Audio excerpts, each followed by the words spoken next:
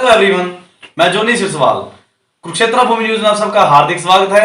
आज हमारी टीम पहुंची है डिस्ट्रिक्ट झज्जर के खाचरोली गांव में, जहां के मौजूदा सरपंच श्री संजय सिंह जी हैं और साथ में ही उनके परिवार के कुछ सदस्य श्री सूरजमल जी भी आज हमारे साथ मौजूद बैठे हैं बिल्कुल लाइव।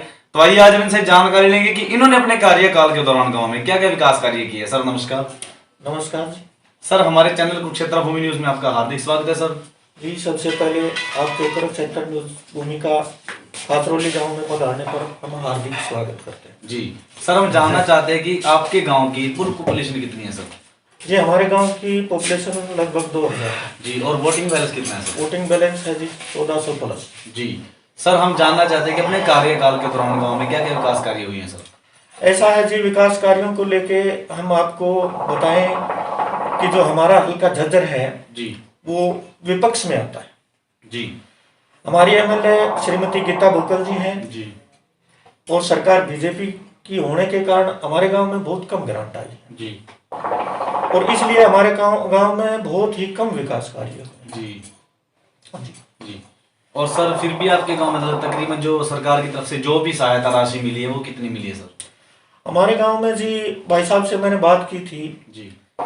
तो उनके अनुसार हमारे गांव में लगभग 1.5 करोड़ रुपए की राशि आई है। जी सर, उसको इन्वेस्ट कहाँ पे किया? उनमें इन्वेस्ट के लिए जी आप बाईपास बोले या हमारी देसी भाषा में उसको फेणी बोल दो। जी जी।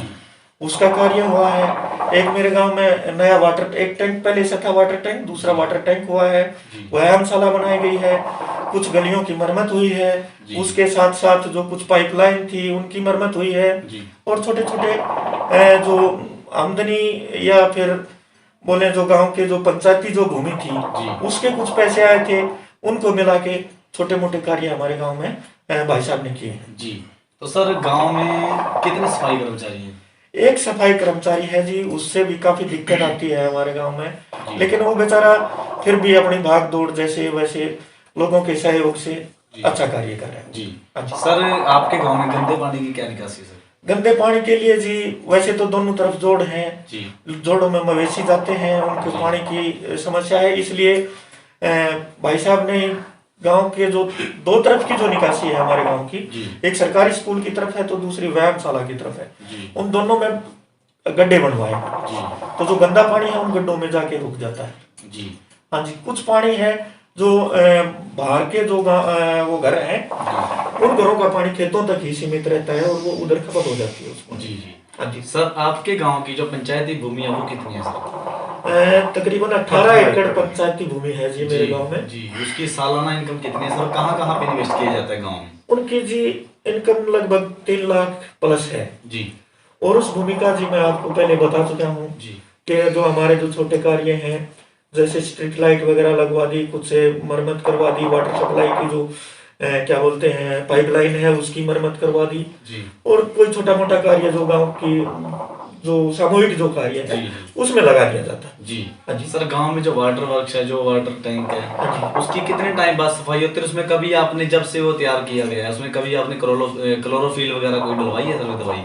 देखो जी, क्लोरोफिल के बारे में तो मैं भी इतना नहीं जानता। हाँ, ब्लीचिंग पाउडर के जो बैग हैं वो हमने देखे हैं और ब्लीचिंग पाउडर वो डालते हैं वो लोग, और साथ साथ जो उसके अंदर जो बजरी वगैरह जो डालते हैं ना उसकी सफाई भी तकरीबन साल या 1.5 साल के बाद में उसको पूरे को बाहर निकाल के फिर दोबारा उसकी थोड़ी सफाई करके और दोबारा से डालना या नया डालने का काम उसमें होता है जी। अच्छा सर, हम जानना चाहते हैं कि आपके गांव में कितनी कक्षा तक के स्कूल है सर? मेरे गांव में जी देखो, जो ये अभी नई पंचायत जो मुनेश देवी, वैसे हमारी भाभी जी हैं, हमारे भाई साहब प्रतिनिधि हैं उसके, तो इनकी योजना में जब ये सरपंच का चुनाव हुआ तो हमारे गांव में 5वीं तक का स्कूल था जी। तो हमारे गांव से देवेंद्र जी हैं, आईएएस हैं, काफी ऊंचे लेवल पर हैं, वो सीनियर आईएएस हैं जी। तो जी उनके सहयोग से जो भी हुआ है, उनके दादाजी थे सूबेदार गढ़सीराम जी, वो भी एजुकेशन को लेके काफी प्रभावित थे और उसी एजुकेशन को प्रभावित होने के कारण श्री देवेंद्र जी भी आईएएस बने, उनके पापा भी हेडमास्टर रहे।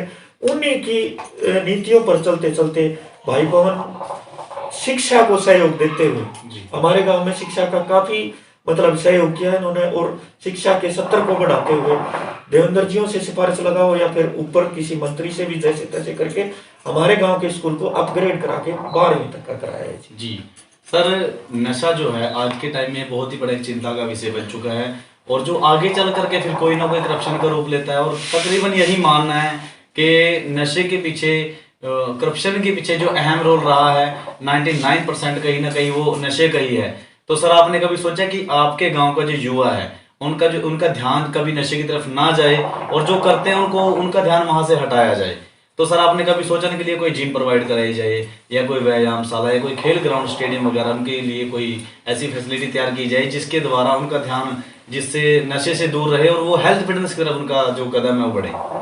देखिए जी, मैं इस बात से, जो आपका जो सवाल है बहुत अच्छा सवाल है जी। और हम इससे बिल्कुल प्रभावित हैं जी बिल्कुल।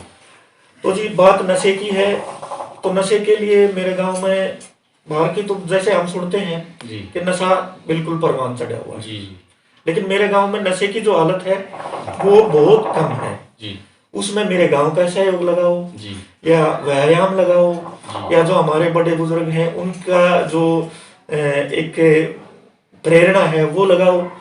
दूसरी बात व्यायाम की रही, व्यायाम में मैं एक्स आर्मी हूँ जी और मैं खुद लगभग 10 साल से मेरे गांव का मिनी स्टेडियम है उसका रख रखाव मेरे जो सहयोगी हैं उनके साथ, और बच्चों का जो व्यायाम है वो मैं खुद व्यायाम दोनों टाइम खुद कराता हूँ। और मेरे गांव से जो युवा वर्ग है नौकरी को लेके, खास करके आर्मी को लेके, एक बहुत ही अच्छा रिजल्ट है जी। इस बार भी जो रोहतक बीआरओ की जो भर्ती है उसमें मेरे गांव के 11 लड़कों का फिजिकल क्लियर है जी। तो ये थी आज हमारे साथ डिस्ट्रिक्ट झज्जर के काचरौली गांव से मौजूदा सरपंच और पंच जी। तो फिर से मुलाकात होगी, तब तक के लिए बने रहे कुरुक्षेत्र भूमि न्यूज के साथ। मैं अनुज सिरसवाल। जय हिंद, जय भारत।